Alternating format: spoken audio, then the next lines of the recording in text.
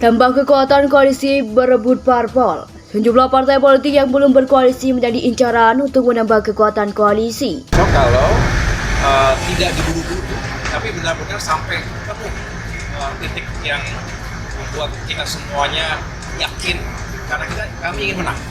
Sekali lagi kami ingin menang, bukan hanya sekedar ingin jalan bersama. Jalan bersama itu sebuah awal, tetapi pada akhirnya ingin menang, karena kalau menang, insya Allah bisa membawa perubahan. Ya, kami mensyukuri bahwa tahapan-tahapan yang kita rencanakan terlaksana dengan baik. Kita juga sudah tahu bahwa secara sendiri-sendiri dari mulai Nasdem, disusul dengan Demokrat, kemudian PKS sudah menyatakan dengan resmi dukungannya kepada Pak Anies. Nah, sekarang kita sedang mencari waktu terbaik untuk mengumumkan dukungan kepada Pak Anies secara bersama-sama. Ini untuk penguasa memang harus kita ingatkan terus-menerus, bijaklah dalam membuat peraturan. Jangan berat sebelah, jangan bikin taktik atau strategi yang membuat mata rakyat hari ini melihat ini ada kesewenang-wenangan. Fokus pada gagasan, ide, dan semangat perubahan dan perbaikan yang sama.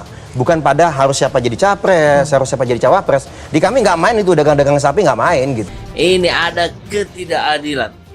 Ya, kita lihat bagaimana Anies Rashid Baswedan terus dijegal dengan berbagai cara, mulai dari KPK, kemudian juga dari Bawaslu, kemudian juga dari orang-orang yang tidak dikenal, ormas-ormas yang tidak dikenal, yang nampak sekali itu seperti bayaran, mencoba menghadang Anies Baswedan dari mana-mana.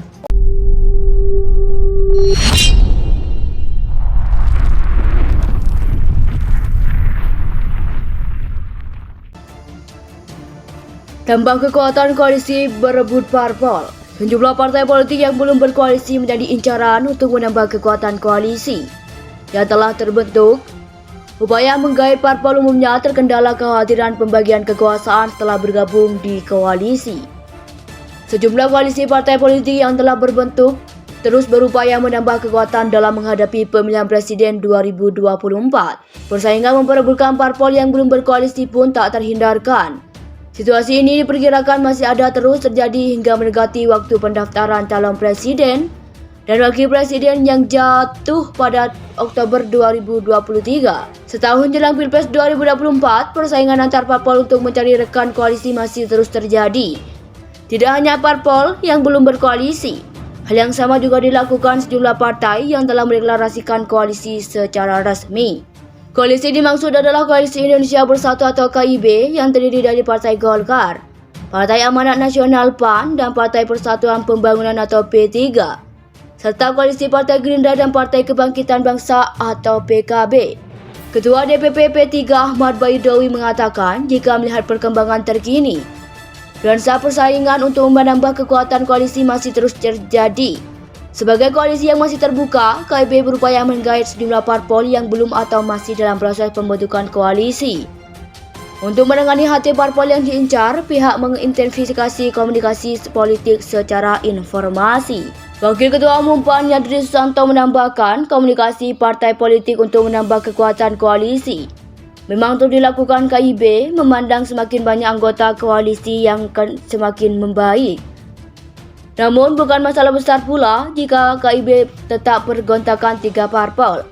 Dengan gabungan kursi dan perolehan suara yang ada, KIB sudah bisa mengusung calon presiden dan calon wakil presiden sesuai dengan ketentuan ambang batas pencalonan presiden di Undang-Undang Pemilu.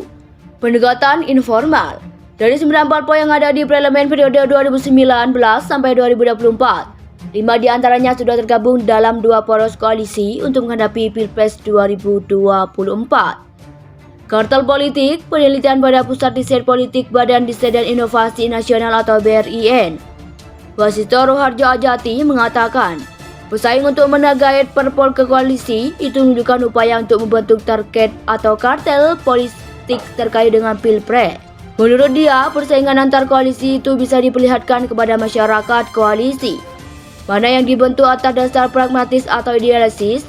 Namun di sisi lain, hal tersebut juga merugikan bagi publik karena semakin lama koalisi terbentuk, Semakin lama pula penentuan pasangan capres-cawapres, dengan begitu waktu bagi untuk mengenal lebih dalam sosok yang akan dipilih juga semakin sempit.